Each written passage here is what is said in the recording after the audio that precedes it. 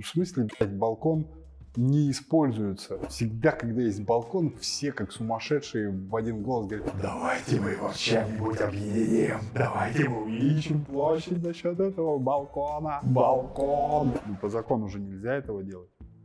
Но все это делают. Нельзя превышать скорость, но все ее превышают. Нельзя выезжать на встречки. Многие выезжают. Да много нарушений при ремонтах квартир. Если прям вот руководство строго всех требований регламентов, половину того, что делают в квартирах, делать нельзя.